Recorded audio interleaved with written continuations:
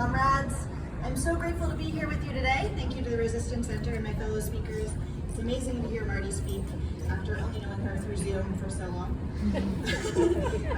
My name is Liz, and I'm thrilled to be here representing the Anti-Imperialist Action Committee. We are a collective of anti-imperialist activists in Western Massachusetts, and we are building a local grassroots movement to oppose U.S. imperialism, capitalism, and build working class power. Okay, good. The connections between imperialism and climate change are vast and complex, and since I only have a few minutes, I'm going to try and tackle them by talking to you a little bit about oil. On the topic of militarism and the climate, our current Vice President, Kamala Harris, had this to say this week. For years and generations, wars have been fought over oil. In a short matter of time, they will be fought over water. I find this quote fascinating because the lie embedded here is that wars are no longer fought for oil. But as we all know, the United States is still dependent on oil, and the wars fought for oil have never ended. We're still talking about exiting Afghanistan today. It's been 20 years. Wars for oil have fed and grown the for-profit military machine to be stronger than ever. But what our Vice President is pointing to here is important for us as anti-imperialists and climate activists to know. This quote is my starting point because resource theft has been foundational to the development of the West.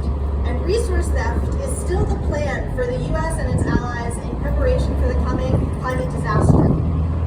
The political class and the capitalist class in U.S. and NATO countries are not dragging their feet to prepare for climate change. They are committing to do what they know best: war for oil, war for water.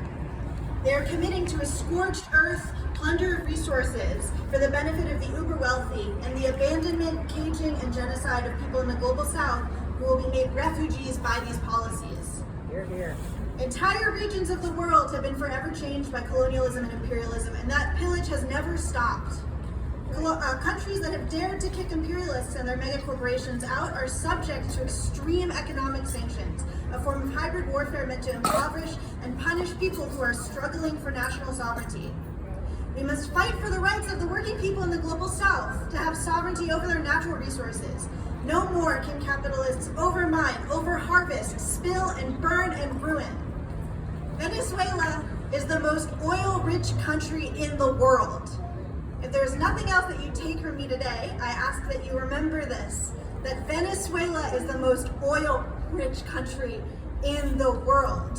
Embed that in your brain and remember it every time you read a headline from an American politician telling you that it is important to impose sanctions on the people of Venezuela.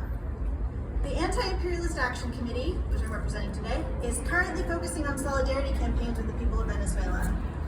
We have annual efforts to raise money for the socialist commune Comuna Altos de Lidice, as well as a campaign to pressure Congressman McGovern to vote against sanctions. Yes. Woo! Here are our demands: an end to all sanctions against Venezuela and a recognition that these sanctions kill. The rejection of the so-called interim president Juan Guaido and recognition of Venezuela's sovereignty. The U.S. does not have the right to intervene in the internal affairs of other countries.